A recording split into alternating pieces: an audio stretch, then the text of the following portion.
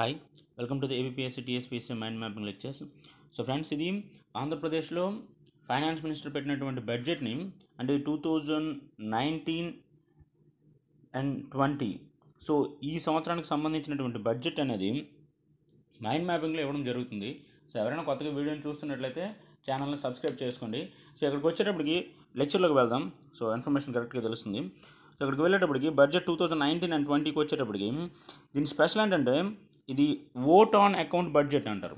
So vote on account budget అంటే so elections ఉన్నాయి కాబట్టి పూర్తి సంవత్సరానికి కాకుండా ఒక పర్టికులర్ పీరియడ్కి ఒక కొంతకాలానికి మాత్రమే బడ్జెట్ ప్రవేశపెట్టడం జరుగుతుంది.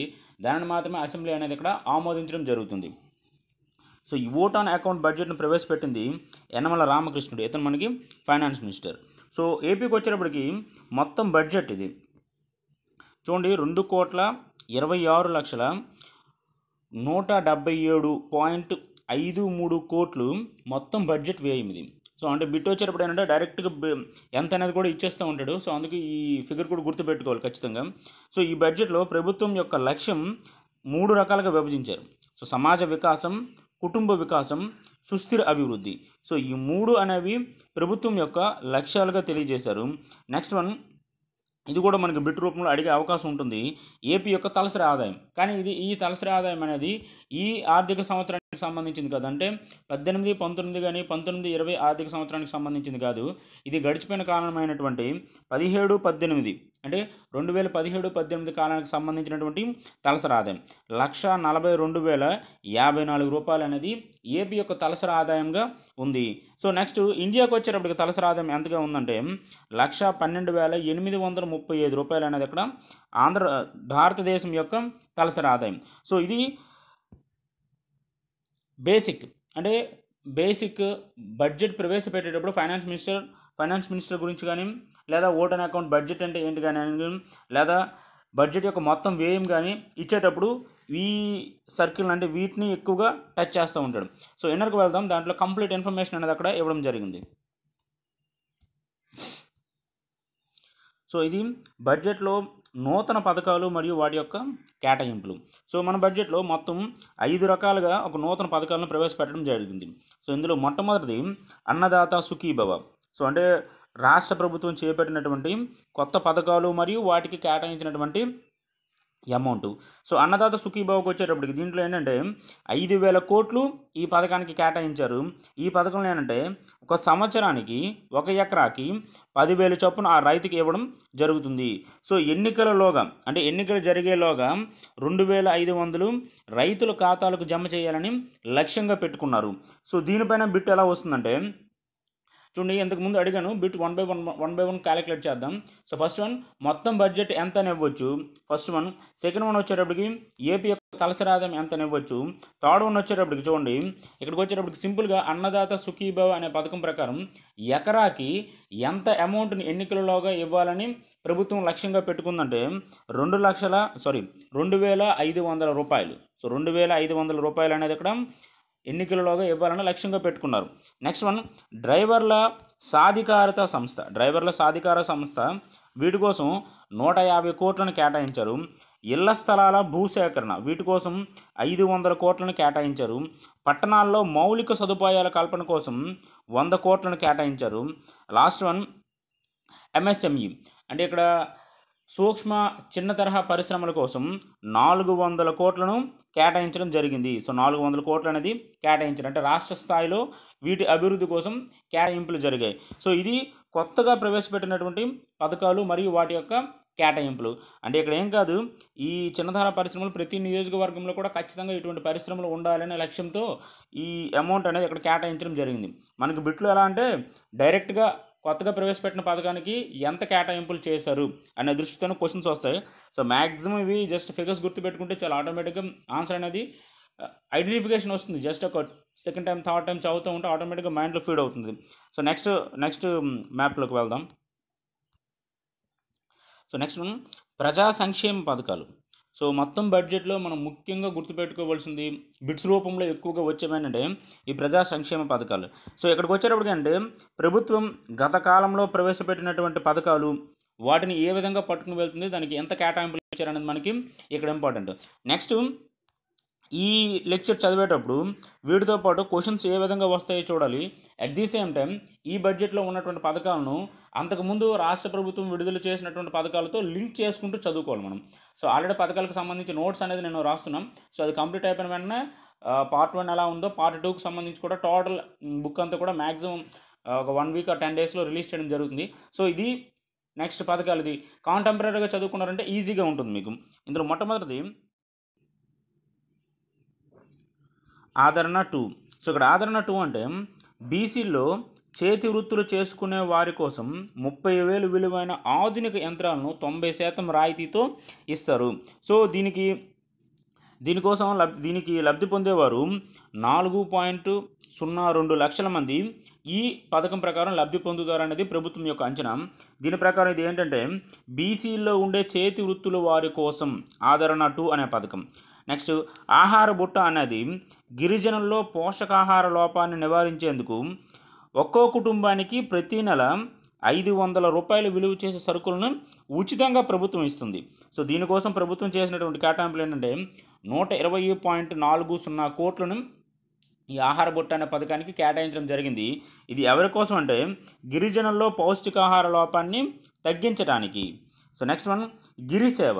సో ఇక్కడ గిరిసేవ అంటే ఇంటర్నెట్ ద్వారా మారుమూల గిరిజన ప్రాంతాలకు కూడా పౌర సేవలను విస్తరించే విధంగా ప్రభుత్వం ఏంటంటే తీసుకున్నటువంటి పథకం గిరిసేవ. సో ఇక్కడికి వచ్చేటప్పటికి 7 ఐటీడీఏ ప్రాంతాల్లో 300 గిరిసేవలను ఏర్పాటు చేస్తారు. సింపుల్గా ఏంటి కాదు, గిరిసేవ అంటే మన పట్టణ గ్రామీణ ప్రాంతాల్లో ఉన్నటువంటి మీ సేవలు ఉంటుంది కదా. సో అటువంటి ఇన్ఫర్మేషన్స్తో అటువంటి వర్క్ చేసే విధంగా గిరిజన ప్రాంతాల్లో వీటిని ఏర్పాటు చేయడం జరుగుతుంది. దీనికోసం 120 కోట్లను కేటాయించడం జరిగింది. సో నెక్స్ట్ వన్ చంద్రన్న బీమా.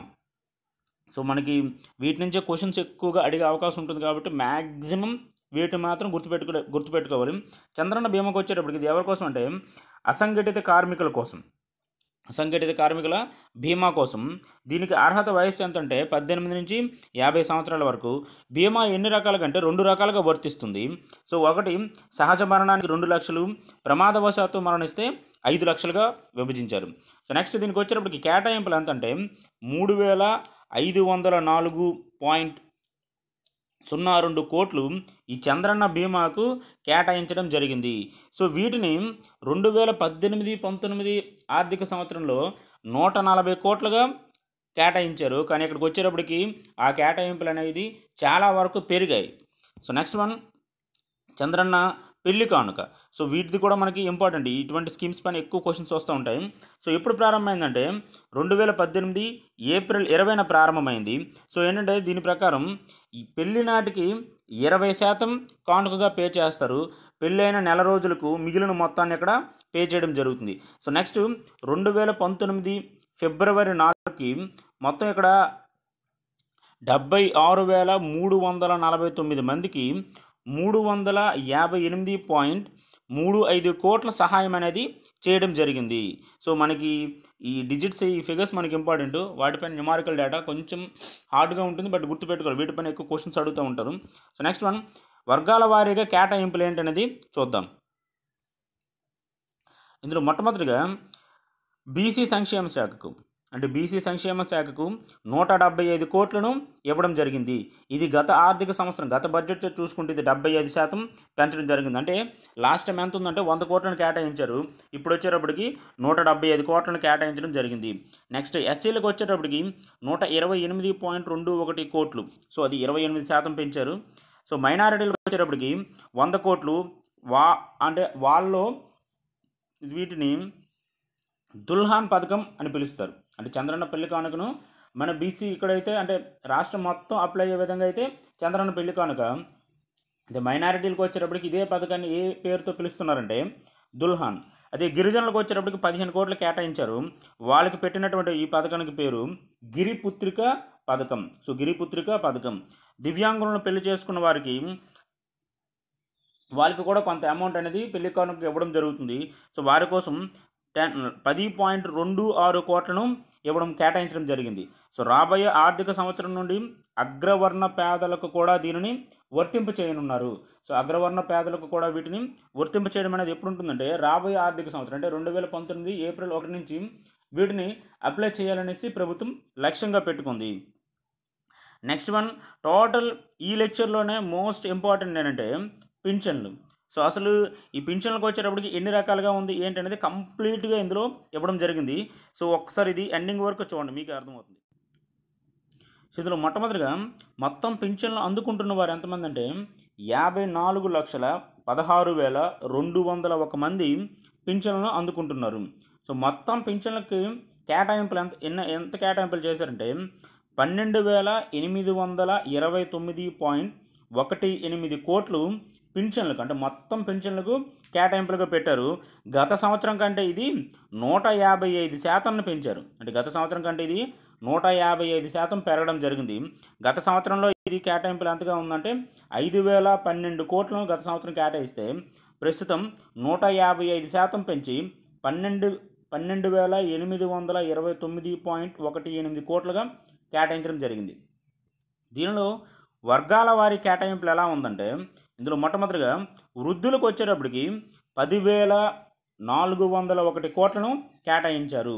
సో ఇక్కడ చూడండి బిట్ ఎలా రావచ్చు అంటే పింఛన్లలో అంటే మొత్తం ఇందులో 13 రకాల పింఛన్లు ఇస్తున్నారు.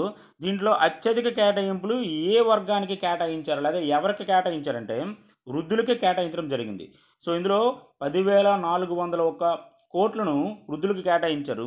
ఇది 147.64% గత సంవత్సరం కంటే ఇప్పుడు పెంచడం జరిగింది. దివ్యాంగులకు వచ్చేటప్పటికి 2,133 కోట్లను పెంచారు. 133 కోట్లను కేటాయించారు. ఇది 188.35% అంటే గత సంవత్సరం కంటే ఇప్పుడు పెంచడం జరిగింది. డప్పు కళాకారులకు వచ్చేటప్పటికి 108 కోట్లు, హెచ్ఐవి బాధితులకు వచ్చేటప్పటికి 100.20 కోట్లు, గీత కార్మికులకు వచ్చేటప్పటికి 76.31 కోట్లను కేటాయించడం జరిగింది. సో మొత్తం పింఛన్లు ఏంటంటే ఇప్పుడే చెప్పాను కదా, మొత్తం పింఛన్లు ఇక్కడ 13 రకాల పింఛన్లు ఇస్తున్నారు. సో ఈ 13 రకాల పింఛన్లు ఏంటనేది ఇక్కడ అబ్జర్వ్ చేద్దాం ఒకసారి నీట్గా. ఇందులో మొట్టమొదటిగా వృద్ధులకు వచ్చేటప్పటికి 2,000 రూపాయలు, దివ్యాంగులకు 3,000, వితంతులకు 2,000, ఒంటరి మహిళలకు వచ్చేటప్పటికి 2,000, హెచ్ఐవి బాధితులకు 2,000, డయాలసిస్ రోగులకు 3,500, హిజ్రాలకు 3,000, కళ్ళు గీత కార్మికులకు 2,000, డప్పు కళాకారులకు 3,000.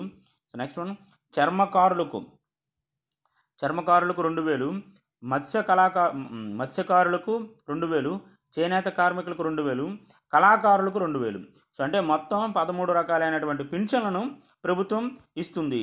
సో దీంట్లో మనకి ఇంపార్టెంట్ చూడండి, మత్స్యకారులకు, డప్పు కళాకారులకు, చేనేత కార్మికులకు, చర్మకారులకు పింఛన్ పొందే వయస్సు 50 సంవత్సరాలు.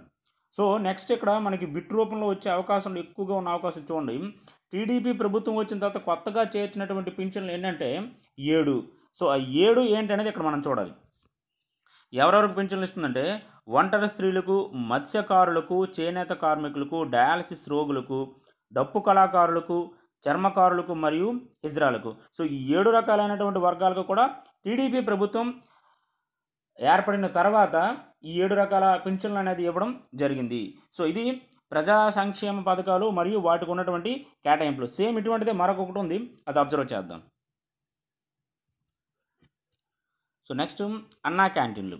సో ఇక్కడ అన్నా క్యాంటీన్లు వచ్చేటప్పటికి పూటకి 5 రూపాయల చొప్పున రోజుకి 15 రూపాయలతో సరిపడే ఉండే విధంగా భోజనాన్ని ప్రభుత్వం ఏర్పాటు చేయడం జరిగింది.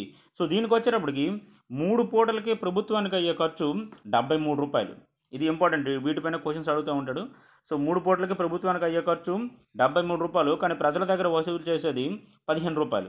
సో ప్రభుత్వ రాయితీ ఎంత ఉందంటే ఇక్కడ 58 రూపాయలు. ఈ అమౌంట్ మాత్రం గుర్తుపెట్టుకోవాలి, వీటిపైన కూడా క్వశ్చన్స్ అడిగే అవకాశం ఉంటుంది. సో మొత్తం ప్రభుత్వ రాయితీ అంటే ఎంతవరకు ప్రభుత్వం ఎంత చేస్తుందంటే ఇక్కడ సో టోటల్ అమౌంట్ 40,28,99,089 కోట్లను ప్రభుత్వం మొత్తం రాయితీగా ఈ పథకానికి కేటాయించడం జరిగింది. సో దీనిలో పట్టణాల్లో ఉన్నటువంటి క్యాంటీన్లు 171, కొత్తగా ఏర్పాటు చేస్తున్నవి 31. సో గ్రామాల్లో కూడా త్వరలో ప్రారంభం కానున్నవి. సో అటువంటివి 152 ఉన్నాయి. ఇవి గ్రామాల్లో ఏర్పాటు చేయడం జరుగుతుంది. సో కేటాయింపులు వచ్చేటప్పటికి 300 కోట్లు. సో 300 కోట్లను దీనికి కేటాయింపుగా పెట్టారు. 2018-19లో 200 కోట్లను కేటాయించారు. సో ఇక్కడికి వచ్చేటప్పటికి సింపుల్ లాజిక్, అంటే మార్నింగ్ టిఫిన్ ఉంటుంది, ఆఫ్టర్నూన్ భోజనం, నైట్ వచ్చేటప్పటికి ఉంటుంది. సో ఈ 3 ప్లేసుల్లో ఎక్కువగా ప్రజలు వెళ్తున్నటువంటి సమయం ఏదంటే అది మధ్యాహ్నం. సో మధ్యాహ్నం సమయంలోనే ఎక్కువగా ప్రజలు వెళ్తున్నారు. తర్వాత రాత్రిపూట వెళ్తున్నారు. తర్వాత తక్కువగా వెళ్తున్నది రాత్రిపూట, సాధారణంగా వెళ్తున్నది మార్నింగ్ సెషన్, అంటే టిఫిన్ అల్పాహారం కోసం వెళ్ళేటప్పుడు సాధారణంగా వెళ్తున్నారు. అత్యధికంగా మధ్యాహ్నం, అత్యల్పంగా రాత్రి సమయంలో వెళ్తున్నారు. సో నెక్స్ట్ వన్ ఎన్టీఆర్ వైద్య సేవ. సో ఇక్కడికి వచ్చేటప్పటికి ఈ ఎన్టీఆర్ వైద్య సేవలో అందుబాటులో ఉన్నటువంటి సేవలు ఏంటంటే 1047 సేవలు ఎన్టీఆర్ వైద్య సేవలో అందుబాటులో ఉన్నాయి. సో ఇక్కడికి వచ్చేటప్పటికి ఉచిత వైద్య సేవల పరిధిని 2.5 లక్షల వరకు పెంచారు. సో ఏప్రిల్ నుండి, అంటే ఈ వస్తున్నటువంటి ఆర్థిక సంవత్సరం నుంచి దీనిని 5 లక్షలకి పెంచుతారు అని లక్ష్యంగా పెట్టుకున్నారు. నెక్స్ట్ ఎన్టీఆర్ వైద్య సేవ ట్రస్ట్ పరిధిలో 913 ప్రైవేట్ ఆసుపత్రులు ఉన్నాయి. వీటి ద్వారా ఉచిత వైద్యం అనేది జరుగుతుంది. సో ఇక్కడికి వచ్చేటప్పటికి దీనికి కేటాయింపులు ఏంటంటే 1200 కోట్లను కేటాయించారు. 2018-19కి వచ్చేటప్పటికి 1000 కోట్లను కేటాయించడం జరిగింది. ఇప్పుడు వచ్చేటప్పటికి 200 కోట్లను పెంచి మొత్తంగా 1200 కోట్లుగా చేర్చడం జరిగింది. నెక్స్ట్ వన్ పసుపు కుంకుమ 2. సో ఆల్రెడీ దీని గురించి బిఫోర్ లాస్ట్ అంటే పథకాలకు వచ్చేటప్పుడు ఖచ్చితంగా చదువుకుంటారు. బట్ ఇక్కడికి వచ్చేటప్పటికి మాత్రం ఖచ్చితంగా గుర్తుపెట్టుకోవాలి ఇది. సో ఎస్ఎస్జి సభ్యులకు వచ్చేటప్పటికి ఒక్కొక్కరికి 10,000 చొప్పున ఆర్థిక చేయూత ఇవ్వాలని టీడీపీ గవర్నమెంట్ పెట్టుకున్నది. ఇక్కడికి వచ్చేటప్పటికి వీళ్ళకి అమౌంట్ చూడండి, మొత్తం 10,000 ఇస్తున్నారు ప్రతి సభ్యురాలకి కూడా.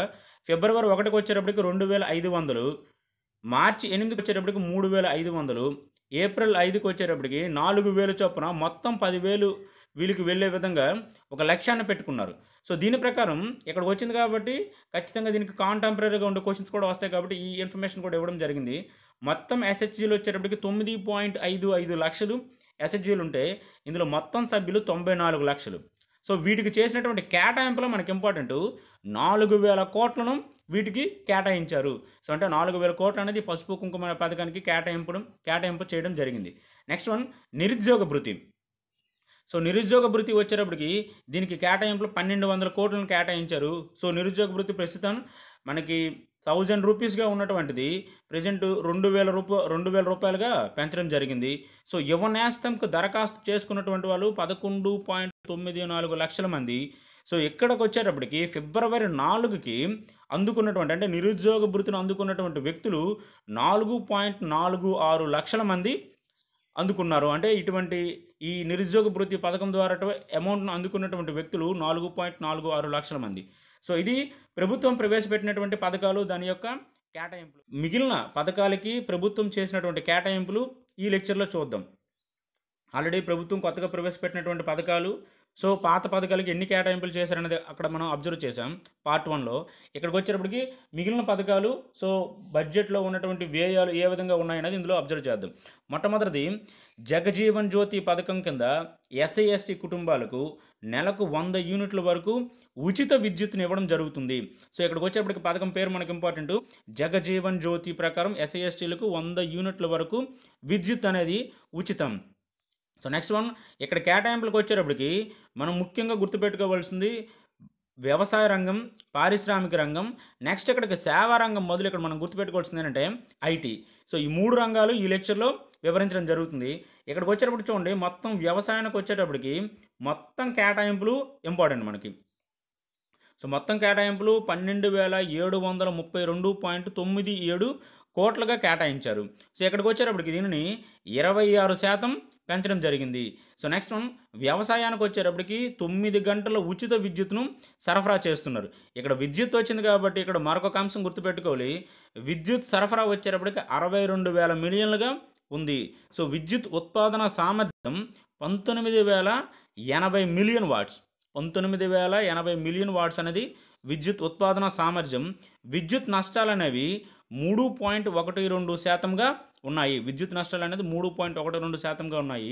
ఇక్కడికి వచ్చేటప్పటికి ఉచిత విద్యుత్కు ప్రభుత్వం ఇస్తున్నటువంటి రాయితీ దానికి ఎంత కేటాయించారంటే 6,030 కోట్లు. సో 6,030 కోట్లు అనేది అక్కడ ఉచిత విద్యుత్ కోసం కేటాయించడం జరిగింది.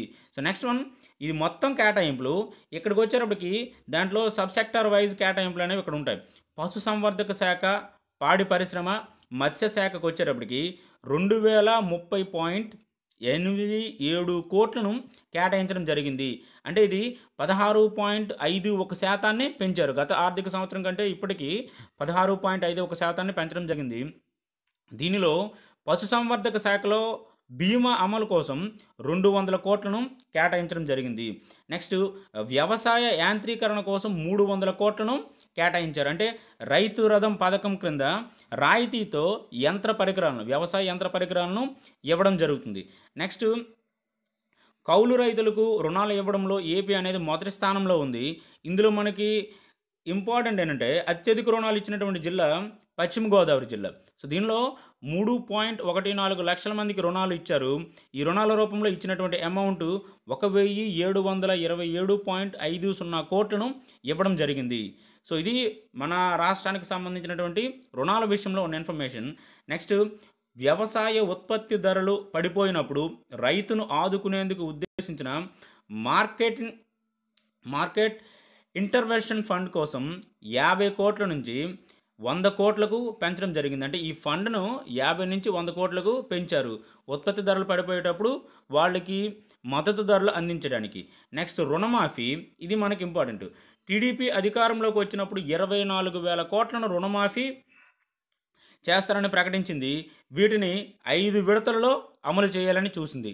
సో వీటి కోసం మొదటి 3 విడతల్లో రుణమాఫీ అనేది జరిగింది. అది కూడా 15,147 కోట్ల రుణమాఫీ అనేది జరిగింది.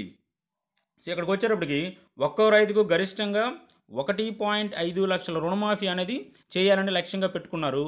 ఉద్యానవన రైతుల కోసం ఎకరాకు 10,000 చొప్పున గరిష్టంగా 50,000 వరకు రుణమాఫీ జరుగుతుంది. సో దీని ప్రకారం వీరికి 2.23 లక్షల రైతులకు 384.47 కోట్లను జమ చేశారు.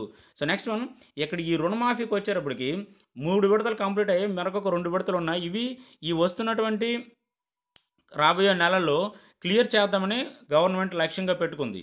సో నెక్స్ట్ వన్, పారిశ్రామిక రంగం. సో పారిశ్రామిక రంగానికి వచ్చేటప్పటికి కేటాయింపులు 4,144.92 కోట్లను కేటాయించడం జరిగింది. సో ఇక్కడికి వచ్చేటప్పటికి ఈ పారిశ్రామిక రంగంలో ఆంధ్రప్రదేశ్ యొక్క వృద్ధి 8.49గా ఉంది. సో అంటే ఈ వృద్ధి అనేది మిగిలిన రాష్ట్రాలతో పోల్చిన దేశంతో పోల్చిన ఈ వృద్ధి అనేది అత్యధికంగా ఉంది. ఇది కూడా 2017-18లో వచ్చినటువంటి ఇన్ఫర్మేషన్. సో ఇండియాకు వచ్చేటప్పటికి ఇదే రంగంలో ఏ విధంగా ఉందంటే 4.40% ఉంది.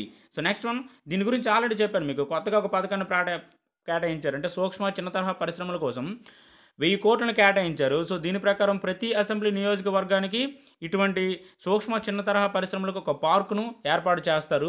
అభివృద్ధి కోసం 500 కోట్లను కేటాయించారు. అంటే మొత్తం అభివృద్ధికి అయితే 500 కోట్లు, మొత్తం కేటాయింపులు అయితే ఇక్కడ 1000 కోట్లు గుర్తుపెట్టుకోవాలి. సో అంటే పెట్టుబడుల ప్రోత్సాహానికి 400 కోట్లు, అంటే ఇది అభివృద్ధి కోసం. అక్కడ మనకు వివరించేటప్పుడు 500 అని ఉంటే అది అభివృద్ధి కోసం మాత్రమే. మొత్తం కేటాయింపులు అయితే 1000. సో ఇక్కడికి వచ్చేటప్పటికి చూడండి, పెట్టుబడుల ప్రోత్సాహానికి 400 కోట్లు ప్లస్ ఆర్థిక ఇబ్బందుల్లో ఉన్నటువంటి సూక్ష్మ చిన్న తరహా పరిశ్రమల పునరుద్ధరణ కోసం 100 కోట్లు. సో మొత్తం కలిపితే మనకి 500, 400 అండ్ 100 కలిపితే మనకి 1000 వస్తుంది. ఇవి మొత్తం ఈ సూక్ష్మ చిన్న తరహా పరిశ్రమలకు సంబంధించినటువంటి కేటాయింపులు. సో నెక్స్ట్ వన్, ఐటీకి సంబంధించి కేటాయింపులు ఎలా చేశారంటే ఇక్కడ 1,006.81 కోట్లను కేటాయించడం జరిగింది. సో దీనికి ఎంత హై లెవెల్లో, ఎందుకంటే టెక్నాలజీకి ఇచ్చారు. దేశంలో తయారవుతున్న ఫోన్లో 30% ఏపీ నుంచే తయారవుతున్నాయి. సో ఇది గవర్నమెంట్ చేసినటువంటి బడ్జెట్లో ఉన్నటువంటి ఒక ఇన్ఫర్మేషన్. నెక్స్ట్ మైండ్ మ్యాపింగ్ చూద్దాం.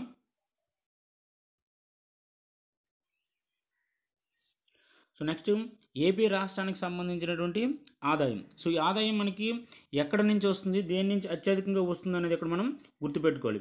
మొట్టమొదటిది రాష్ట్రానికి పన్నుల వాటా. సో అంటే మనకి పన్నుల నుంచి ఎక్కువగా మనకి అమౌంట్ అనేది వస్తుంది. 75,438 కోట్లు అనేది పన్నుల ద్వారానే రావడం జరుగుతుంది. ఈ పన్నుల్లో అత్యధికంగా కార్పొరేట్ ట్యాక్స్ నుంచి వస్తుంది. సో ఎక్కువగా కార్పొరేట్ ట్యాక్స్ నుంచి వస్తుంది. దీని తర్వాత అమ్మకపు పన్ను నుండి 66,004 కోట్లు అనేది అమ్మకం పన్ను నుండి వస్తుంది. సో నెక్స్ట్ వన్ మనకి ఇక్కడ ఇంపార్టెంట్ కేంద్ర పన్నుల వాటా. సో కేంద్ర పన్నుల నుంచి మనకి వాటా అంటే రాష్ట్రానికి మరియు కేంద్రానికి వచ్చినటువంటి పన్నులను విభజించడం ద్వారా వస్తున్నటువంటి అమౌంట్ 36,360 కోట్లు రావడం జరుగుతుంది. సో ఇది 2018-19 కంటే 10% పెరిగింది. సో 14వ ఆర్థిక సంఘం సిఫార్సుల మేరకు కేంద్రంకు మరియు రాష్ట్రానికి పన్నుల్లో 4.305% వాటాను పంచుతుంది. రాష్ట్రానికి ఈ వాటా వస్తుంది. నెక్స్ట్ గ్రాంట్స్ ఇన్ ఎయిడ్ రూపంలో 60,721 కోట్లు రావడం జరుగుతుంది. ఎక్సైజ్ నుంచి మనకి 8,518 కోట్లు అనేది రావడం జరుగుతుంది. నెక్స్ట్ స్టాంప్స్ అండ్ రిజిస్ట్రేషన్ నుంచి 6,600 కోట్లు రావడం జరుగుతుంది. నెక్స్ట్ పన్నేతర రాబడి అంటే పన్నులు కాకుండా రిమైనింగ్ ఇన్కమ్ అనేది ఇక్కడ 5,750 అనేది ఉంది. నెక్స్ట్ ఇక్కడ గనులు మరియు ఖనిజాల నుంచి 2,750 కోట్లు రావడం జరుగుతుంది. నెక్స్ట్ అటవీ మరియు వాటి యొక్క ఉత్పత్తుల నుండి 700 కోట్లు రావడం జరుగుతుంది. సో ఇందులో మనకి లాస్ట్ వన్ స్థూల రాష్ట్ర ఉత్పత్తి ఎంత అంటే 10,67,990 కోట్లు అనేది స్థూల రాష్ట్ర ఉత్పత్తి. దీనిలో రెవెన్యూ లోట్ అనేది 0.20% ఉంది. ద్రవ్య లోట్ అనేది 3.03%గా ఉంది. సో ఇది ఆంధ్రప్రదేశ్ రాష్ట్రానికి సంబంధించినటువంటి ఆదాయం. ఇందులో మనం గుర్తుపెట్టుకోవాల్సింది ఎక్కువ దేని నుంచి వస్తుంది అనేది మనకి ఇంపార్టెంట్. నెక్స్ట్ కేంద్రం నుంచి రాష్ట్రానికి ఉన్న పన్నులు ఉంటాయి. సో వాటి యొక్క విభజన ఏ విధంగా ఉన్నది అనేది కూడా ఇక్కడ important. So next mind mapping అనేది అబ్జర్వ్ చేద్దాం. సో నెక్స్ట్ వన్ ఏపీ వ్యయం. సో వస్తున్నటువంటి రాబడి అంటే ఆదాయాన్ని చూసుకుని సో ఏపీ అనేది ఏ పథకాలు సో ఏ వ్యవస్థ పైన ఎక్కువగా కేటాయింపులు చేయడం అనేది ఎక్కువ వ్యయం అనేది చేసింది అనేది ఇందులో చూద్దాం. అత్యధికంగా రాయితీలు మరియు గ్రాంట్స్ ఇన్ ఎయిడ్ పైన ఎక్కువ వ్యయం అనేది చేయడం జరుగుతుంది. సో 87,954 కోట్లు వీటిపైన చేయడం జరుగుతుంది. సో దీని తర్వాత సెకండ్ ఎక్కువ వ్యయం అనేది జీతాలపైన ఉంది. 44,087 కోట్లు అనేది జీతాలపైన చేస్తుంది. సో కేవలం వడ్డీ చెల్లింపుల కోసం 17,805 కోట్లు కేటాయించడం జరుగుతుంది. సో దీని తర్వాత పింఛన్ల కోసం 16,695 కోట్లు కేటాయించడం జరిగింది. దీనిలో నెక్స్ట్ వన్ విద్యుత్ కోసం ఖర్చు 3,500. నెక్స్ట్ బియ్యం కోసం రాయితీ 3,000 కోట్లుగా ఉంది. సో ఇది గవర్నమెంట్కి సంబంధించినటువంటి టోటల్ వ్యయము మరియు ఆదాయం సో వాటి యొక్క ఇన్ఫర్మేషన్.